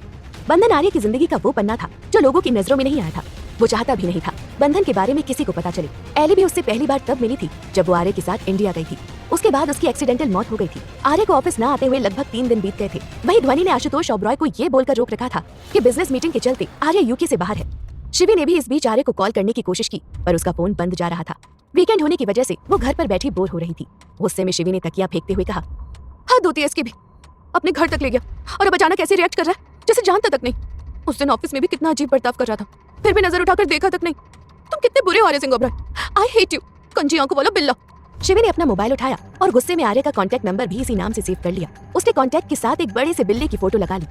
अब बिल्कुल ठीक है, अब थोड़ा सुकून मिल रहा है। अब तक तुमने भी मुझे हर बात के लिए टोंट मारा ना, तुम्हें इतने ताने मारूंगी कि तुम मुझे जिंदगी भर याद रखोगे। शिवी ने एक बार फिर आर्य को कॉल लगाने की कोशिश की पर उसका फोन बंद ही जा रहा था। वो कमरे में बैठी थी, तभी नंदिनी ने उसे आवाज दी। नंदिनी को भी वहां आए हुए 5 दिन बीत चुके थे। मुझे आज शिवी से बात करनी होगी। जिम ने मुझे घर बुलाया, अगर ज्यादा दिन यहाँ रही तो इसे खुश करने के चक्कर में उन्हें नाराज कर दूंगी, नंदिनी ने खुद से कहा। तभी शिवी सामने से आई। ये अच्छा मौका था जब वो शिवी से बात कर सकती थी। नील और नितारा दोनों साथ में बाहर मूवी देखने के लिए गए हुए थे। आओ बेटा बैठो, मुझे तुमसे कुछ बात करनी है। नंदिनी ने उसे अपने पास बिठाया। शिवी नंदिनी के पास बैठी और मुस्कुराते हुए बोली, आप इतना कुछ अकेले करके थक जाती है ना, क्यों ना आज शाम का खाना हम दोनों साथ में बनाए। नंदिनी ने उसकी बात पर हामी भरी। शिवी, तुम्हें पता है तुम बिल्कुल मेरी तरह दिखती हो। हाँ पता है मम्मा, thanks for making me so beautiful, Shivi ने हंसकर कहा। चलो मजाक बहुत हो गया, अब आगे आते हैं। आई होप तुम्हारी जॉब अच्छी चल रही होगी बेटा। यहाँ आने के बाद मुझे नहीं पता तुम कैसे अपनी लाइफ स्पेंड कर रही हो, क्या कुछ कर रही हो। मुझे कभी तुमसे कुछ पूछने का टाइम ही नहीं मिला और नतीजन हमारा रिश्ता बिगड़ गया। नंदिनी की बात सुनकर शिवी ने मुस्कुराते हुए कहा, कोई बात नहीं मम्मा, धीरे धीरे सब नॉर्मल हो जाता है। देखे ना, हम भी तो बिल्कुल नॉर्मल हो रहे हैं। हाँ, पर मैंने अपनी तरफ से कोई कमी नहीं रखी और ना ही रखना चाहती हूँ। शिवी, मैंने महसूस किया है तुम अकेली रहती हो। नील और नितारा आपस में बिजी रहते हैं और तुम ज्यादातर अपने मोबाइल में डूबी रहती हो। तुम्हारा तो कोई बॉयफ्रेंड भी नहीं होगा, नंदिनी बोली। उसकी बात सुनकर शिवी हंसने लगी। उसने कहा, आप यहाँ आकर कितनी चेंज हो गई है। मुझे अच्छे से याद है, स्कूल में मुझे एक लड़के ने प्रपोज किया था। आपने और पापा ने उसकी अच्छी खासी क्लास लगा दी थी और अब आप मुझसे मेरे बॉयफ्रेंड के बारे में पूछ रही हैं। तुम बार बार अपने पापा को याद मत किया करो। आई नो तुम उन्हें बहुत मिस करती हो, बट अब हम आगे आ गए हैं। शिवी, तुम्हें भी आगे बढ़ना चाहिए। मैं आगे बढ़ रही हूँ मम्मा, शिवी ने मुस्कुराकर जवाब दिया। नहीं, तुम नहीं बढ़ रही हो शिवी। मैं यहाँ ज्यादा दिन नहीं रुक सकती। मैं जिम के साथ उनका बिजनेस देखती हूँ, मुझे घर जाना होगा। जाने से पहले मैं जिस काम के लिए आई थी वो अब तुम्हें बताना चाहती हूँ। प्लीज मुझे गलत मत समझना। एक्चुअली मैंने और जिम ने तुम्हारे लिए एक लड़का देखा है। हम दोनों को ही वो पसंद है और मैं चाहती हूँ कि कल तुम उससे मिलो। नंदिनी के ये कहते ही शिवी के चेहरे के भाव बदल गए। अच्छा, तो इसलिए इतने दिन तक प्यार जताया जा रहा था। शिवी ने नम आंखों से कहा, देखो तुम बदतमीजी मत करो, मैं बहुत पेशेंटली बिहेव कर रही हूँ। पिछले 4 दिनों में 50 बार तुम अपने पापा का नाम ले लेकर मुझे टॉर्चर करती रही हो, फिर भी मैंने बहुत पेशेंस रखा। मुझे गुस्सा मत दिलाओ कि मैं जबरदस्ती करने पर मजबूर हो जाऊं। नंदिनी के सब्र का बांध टूट गया और वो गुस्से में शिवी पर चिल्ला पड़ी। उसके गुस्सा करने पर शिवी वहां खड़े होकर रोने लगी। मैं कितनी गलत थी। आप यहाँ इसलिए आई थी ताकि मुझे अपने बातों के जाल में फंसा सको और अपने पसंद के लड़के से शादी करा सको। मैं अभी शादी नहीं करना चाहती। इस बार तुम अपने बर्थडे पर 24 इयर्स की हो जाओगी। शिवी, जब मैं 24 इयर्स की थी तब तुम पैदा होने वाली थी। टाइम बदल गया है मामा। आप ऐसे तो इतने मॉडर्न बनती हो, लेकिन बात मेरी आती है तो अचानक से आप फिर से पुरानी थिंकिंग की हो जाती हो। मुझे कंट्रोल करना चाहती हो आप। शिवी सुबकते हुए बोल रही थी। बस करो शिवी, इमोशनल टॉर्चर करना मेरी भी लाइफ है और मैं कब तक तुम्हें अपने साथ रखूंगी। ये तो जिम अच्छे हैं जो शादी के बाद भी तुम्हारा इतना ख्याल कर रहे हैं। पता है ना तुम्हारे पापा ने क्या किया है?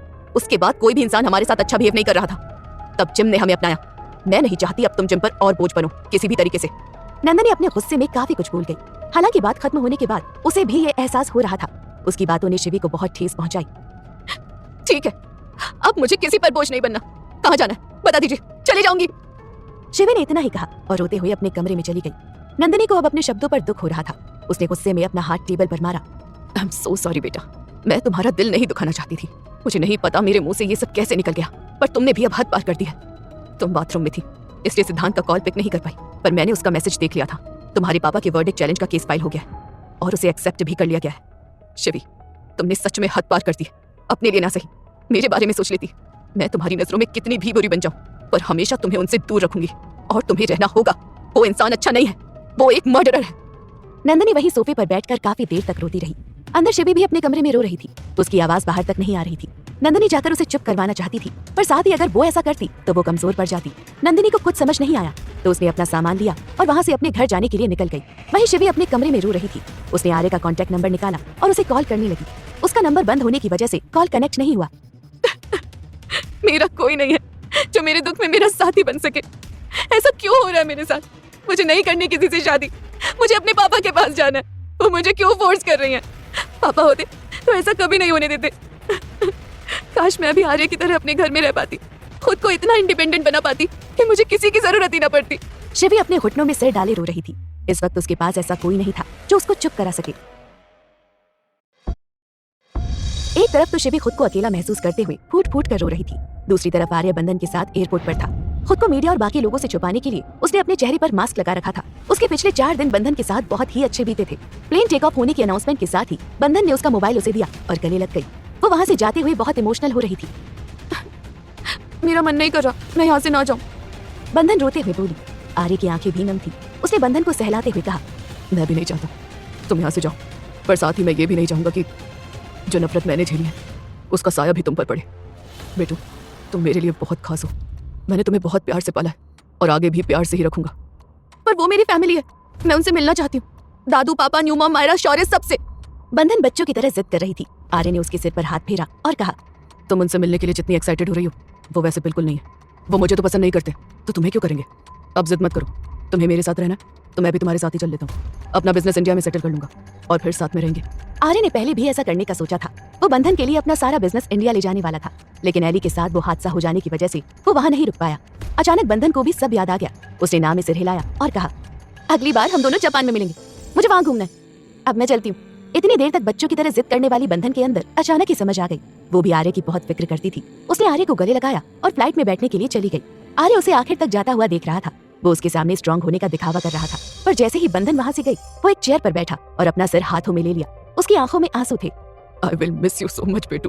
तुमसे ज्यादा मैं चाहता हूँ कि मैं तुम्हारे पास रहूँ, तुम्हें सबसे मिलवाऊँ, तुम्हारी हर ख्वाहिश पूरी करूँ। एक दिन ऐसा जरूर आएगा जब मैं तुम्हारी हर इच्छा पूरी करूंगा, सिवाय ऑब्रॉय से मिलवाने की। आर्य ने तुरंत ही खुद को संभाला और अपना फोन ऑन किया। इसी के साथ उसके फोन में एक साथ काफी सारी नोटिफिकेशन आई। उसने देखा कि पिछले 4 दिनों में शिवी ने उसे बहुत सारे कॉल और मैसेजेस किए थे। कुछ देर पहले भी शिवी के काफी सारे कॉल एक साथ आए हुए थे। आई होप तुम ठीक हो। मुझे इतने सारे कॉल तुमने कभी नहीं किए, हमेशा मुझे ही तुमसे बात करने के बहाने ढूंढने पड़ते थे। आर्य ने कहा और तुरंत शिवी को कॉल किया। शिवी उस टाइम काफी अकेला महसूस कर रही थी। उसने आर्य का कॉल देखा तो तुरंत फोन उठा लिया। वो अभी भी रो रही थी। उसे रोते देखकर आर्य परेशान हो गया। क्या हुआ तुम्हें? तुम रो क्यों रही हो? तुम ठीक तो हो ना? तुम बताओ, तुम कहाँ हो? मैं अभी आता हूँ। आर्य ने एक साथ कई सवाल पूछ लिए। मुझे तुमसे बात नहीं करनी, तुम बहुत बुरे हो। मैंने तुम्हें इतने कॉल किए पर तुमने एक भी कॉल उठाना तो दूर, तुम्हारा फोन बंद जा रहा था। तुम मेरे साथ ऐसा कैसे कर सकते हो? शिवी ने रोते हुए कहा। वो आर्य पे इस तरह हक जता रही थी जैसे उन दोनों का कोई गहरा रिश्ता हो। आर्य आगे कुछ कह पाता उससे पहले शिवी ने गुस्से में कॉल कट कर दिया। तो वहीं उसे रोता हुआ देखकर आर्य परेशान हो गया। वो बिना कुछ सोचे समझे शिवी से मिलने के लिए उसके घर के लिए निकल पड़ा। कुछ देर बाद आर्य शिवी के अपार्टमेंट के आगे था। नील और नितारा अभी भी घर नहीं आए थे और शिवी घर पर अकेली थी। घर की डोर बेल बजी तो शिवी को हैरानी हुई। वो दोनों तो लेट नाइट तक आने वाले थे, तो क्या मम्मा को अपनी गलती का एहसास हो गया? क्या वो वापस आई हैं? एक पल के लिए शिवी की उम्मीदें फिर से जाग गई। फिर उसने खुद को संभालते हुए कहा, नहीं शिवी, उनकी बातों में नहीं आना। मुझे तो पता तक नहीं चलता उनका कौन सा चेहरा रियल है और कौन सा फेक। शिवी दौड़कर बाथरूम में गई और अपना मुंह धोया। शिवी के दरवाजा नहीं खोलने की वजह से आर्य बार बार डोर बेल बजा रहा था। शिवी बाहर आई और उसने दरवाजे पर आर्य को देखा तो वो चौंक गई। तुम यहाँ क्या कर रहे हो? पिछले 4 दिनों से मुझे इग्नोर करने के बाद तुम्हारा दिल नहीं भरा जो अब मम्मा की तरह फिर से उम्मीदें जगाने के लिए मेरे घर के आगे खड़े हो? शिवी ने नंदिनी का सारा गुस्सा आर्य पर निकाल दिया। उसका चेहरा उतरा हुआ था और रोने की वजह से लाल हो गया था। उसकी शक्ल देखते ही आर्य सब समझ गया। वो कुछ नहीं बोला और अंदर आ गया। उसने दरवाजा बंद किया। बहुत ज्यादा गुस्से में हो? आर्य ने नॉर्मल लहजे में पूछा। हाँ, और मेरा गुस्सा होना जायज भी है। सब लोग मेरी एक्सपेक्टेशन तोड़ते रहते हैं and you did the same. मुझे तुमसे कोई उम्मीद नहीं लगानी है। इट वुड बी बेटर कि तुम यहाँ से चले जाओ। शिवी अभी भी गुस्से में बात कर रही थी। आर्य ने गहरी सांस लेकर छोड़ी और शिवी का हाथ पकड़कर उसे अपने करीब खींचकर उसे गले लगा लिया। उसे इस वक्त किसी की जरूरत थी जो प्यार से उसे गले लगाकर उसका दिल हल्का कर सके। आर्य के गले लगाते ही शिवी फिर से रो पड़ी। चलो अब बंद भी करो बच्चों की तरह रोना, जिसे देखो आज रोने पर तुला। आर्य उसे चुप कराने लगा। शिवी ने उसकी बात की तरफ ज्यादा ध्यान नहीं दिया। वो उसे हल्का सा मार कर बोली, तुम पहले क्यों नहीं आए? तुम्हें नहीं पता मुझे तुम्हारी कितनी जरूरत थी। अरे पहले नहीं आया पर अब तो आ गया हूं ना। चलो बच्चे बच्चे की तरह बैठो और मुझे बताओ कि क्या हुआ है। आर्य ने उसे सोफे पर बिठाया और उसके लिए पानी लेकर आया। शिवी ने पानी पिया। उसकी आंखें लाल हो गई थी। उसने आर्य की तरफ घूर कर देखा और कहा, तुम मेरी इस तरह केयर मत करो, मुझे बहुत अजीब लगता है। अच्छा फिर ऐसा करता हूँ, जैसे पहली बार मिले उसी तरह तुमसे लड़ाई करता हूँ। आर्य हंसकर बोला, अगर तुम मुझसे लड़ाई करोगे तो मैं तुमसे कभी बात नहीं करूंगी। तुम्हें पता है मैंने गुस्से में तुम्हारा नंबर कंजी आंखों वाले बिल्ली के नाम से सेव कर दिया और एक कैट की फोटो भी लगाई है। हाँ आर्य बच्चों सा मुंह बनाकर बोला। तुमने ऐसा किया मेरे साथ? Very bad. मैं अपना काम छोड़कर तुम्हारे पास आया हूँ और तुम अभी तक मेरी आइस की बुराई कर रही हो। अब तो मान लो कि ये बहुत खूबसूरत है। आर्य के कहने पर एक पल के लिए शिवी ने उसकी आंखों में झांका। उसे उसकी आंखों में खुद के लिए परवाह दिखाई दे रही थी। शिवी ने तुरंत अपनी नजरें हटा ली और कहा, लड़कियों की होती तो ज्यादा अच्छी लगती, लड़कों पर सेट नहीं होती है। अच्छा, तो लड़कियों पर क्या सेट होता है? रोना धोना? चलो अब बता भी दो, किस खुशी में इतना गम मनाया जा रहा है? आर्य ने फिर पूछा। मेरी मॉम जबरदस्ती मेरी शादी करवाना चाहती है। उन्होंने मेरे लिए लड़का सेलेक्ट किया है और मुझे कल उससे मिलने जाना है। जैसे ही शिवी ने बताया, आर्य हंसने लगा। शिवी उसकी तरफ हैरानी से देख रही थी।